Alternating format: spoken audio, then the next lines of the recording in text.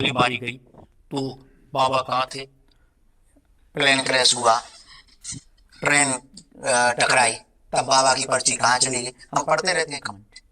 खूब बढ़िया आते हैं। हम उनसे एक बात इस वीडियो के माध्यम से, आपके माध्यम से निवेदन भी करना चाहते हैं। 24 घंटे में जो विधा है दरबार की, वो कुछ क्षण के लिए बैठते हैं और प्रार्थना करते हैं। भगवान कृष्ण को भी पता था कि महाभारत होगी, लेकिन क्या वो टाल पाए? नहीं। हम भाग नहीं टालते, ना हम विधि के लेख को टालते। यदि विधि के लेख को हम टाल दें तो हम ही विधाता ना होंगे। विधाता की आवश्यकता क्या? हम लेख को नहीं मिटाते कि हम लेख को मिटा दें कि आज प्लेन पे मत बैठना वरना क्रैश हो जाएगी एयर इंडिया की।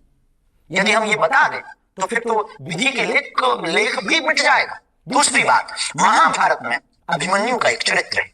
भगवान कृष्ण को पता था यदि आज जाएगा मारा जाएगा, लेकिन भगवान ने रोका नहीं। क्यों? क्योंकि विधि का लेख था। भगवान राम को पता था कि हम यदि 14 वर्ष वनवास के लिए जाएंगे तो हमारे पिताजी प्राण छोड़ देंगे, लेकिन भगवान रुके नहीं। क्यों? क्योंकि विधि के लेख को नहीं मिटाया जा सकता। उसी प्रकार हम विधाता नहीं है, हम भी आपकी ही तरह हैं। हाँ, गुरु परंपरा से जो आशीर्वाद मिला, उस आशीर्वाद पर लोगों को अंधेरे में रास्ता देने का एक दीपक जलाने का काम करते हैं। हम भविष्य नहीं बताते, भविष्य बनाने के लिए जागृत करते हैं। हम भविष्य वक्ता नहीं है, हम भविष्य बनाने की चर्चा करते हैं। हाँ, प्रेरणा जो लगती ग्रह नक्षत्र के हिसाब से, गुरु परंपरा, सन्यासी बाबा की हमारी परंपरा, उस आधार पर जो प्रेरणा लगती उसके बारे में हम रख देते कि भाई ऐसा ऐसा हो सकता, ऐसा ऐसा है, इसको आप ऐसा ऐसा कर लीजिए। लेकिन हम टाल नहीं सकते हैं क्योंकि हम विधाता। मैं भविष्य बताने के लिए कह रहा, मैं कह रहा हूँ कम से कम ये बता दीजिए कि पाकिस्तान ने न्यूक्लियर बम कहाँ कहाँ छुपा के रखे हैं। क्या कहते हैं, भगवान से प्रार्थना करेंगे कि ये भी अर्जी लग जाए। आपने ऑपरेशन सिंदूर के बारे में बहुत सारी बातें कही है। आपको लगता है कि न्याय हो गया या अभी बाकी है? हम चुप हैं, शांत हैं, लेकिन छेड़ेंगे तो छोड़ेंगे नहीं। अब ये पुराना भारत नहीं है, ये नवयुग का भारत है, 2025 का भारत है।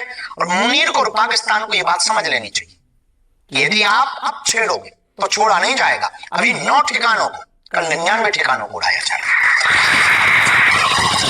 दूसरी बात, उन्हीं ने बहुत अच्छी बात कही थी और आप सबके और हमारे सबके काम किए कि कभी यदि पाकिस्तान से हमारा संवाद कराया जाए और पाकिस्तान की आवाम को हमारे सामने बैठाया जाए या वहां के प्रधानमंत्री को, तब हम उससे एक बात जरूर कहेंगे, चलो युद्ध हो जाए।